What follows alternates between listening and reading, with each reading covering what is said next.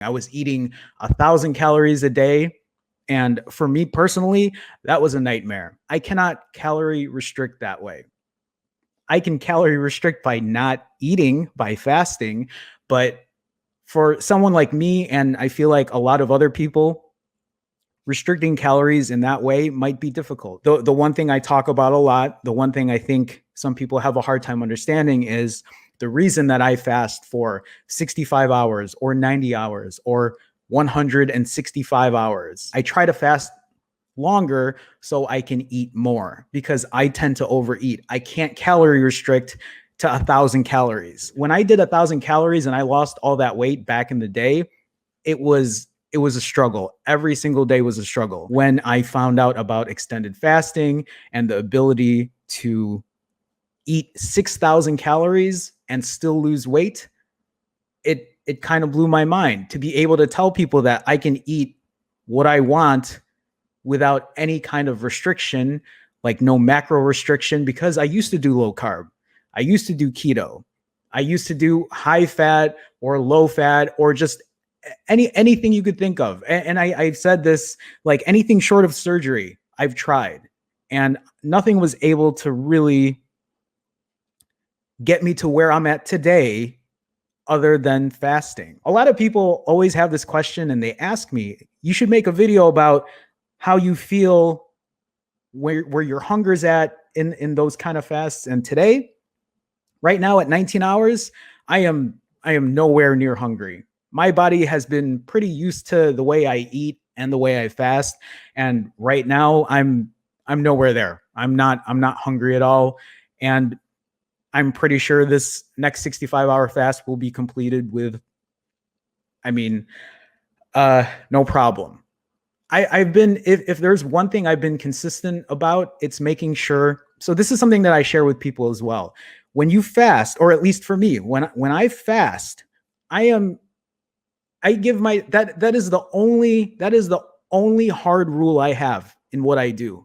So when I say I'm going to do a 65-hour fast, I do a 65-hour fast.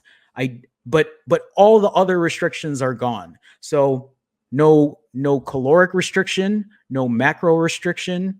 There's no like, you can't eat here, you can only eat this. My only rule is I fast for 65 hours minimum, and then everything else is, off limits. So, and how I've found that out, the reason I do 65s is because I know through trial and error that almost every time when I refeed, I eat anywhere between 6,000 and 7,000 calories. And in that time frame, or in between a 3 to 5 or 4 to 6, 5 to 7 even hour time frame, that's usually the amount it takes for me to eat. For me, it's a relaxing time. It's an enjoyable time for me to refeed. And I've told this to many people. It is a difference between refeeding and overeating and binging.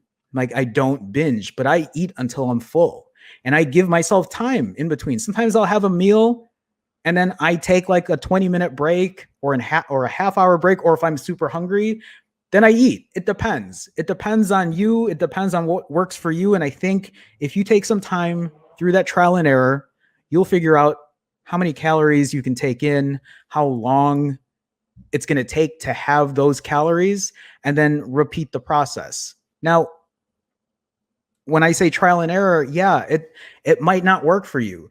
You might realize that you can't eat X amount of calories. You can't fast for X amount of hours, and that's fine.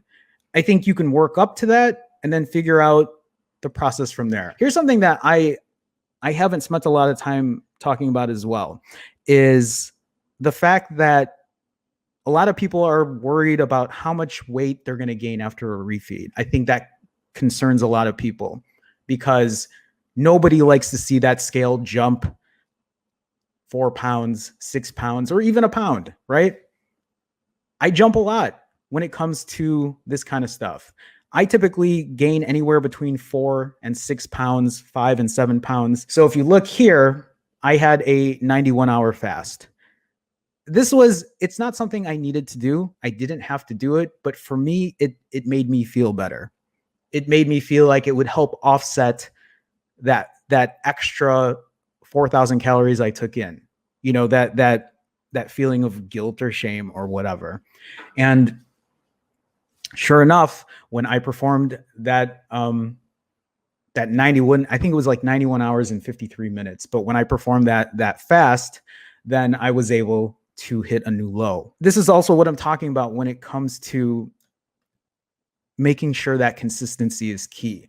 That's why, like, I want to help people encourage, or I want to help encourage people to know that, yeah, like, we're going to make mistakes.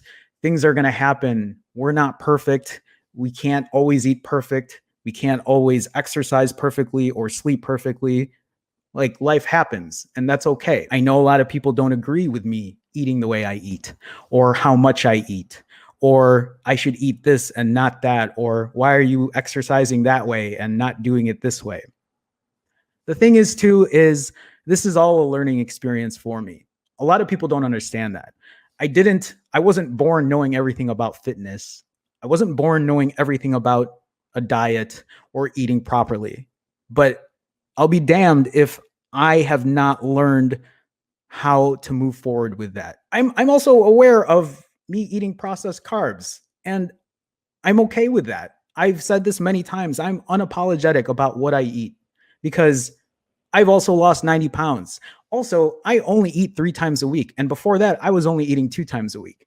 I just don't understand putting shame into people. Like, I would never shame anybody for eating 7 days a week. I would never shame anybody for eating whatever or exercising a certain way. I think an important part is we're all trying to move forward, and we're trying to better ourselves, and we're trying to make ourselves healthier. The comment continues and says, I'm sure when your focus turns to health and not just weight loss, you will cringe at the crap you used to eat, like honey-coated cashews.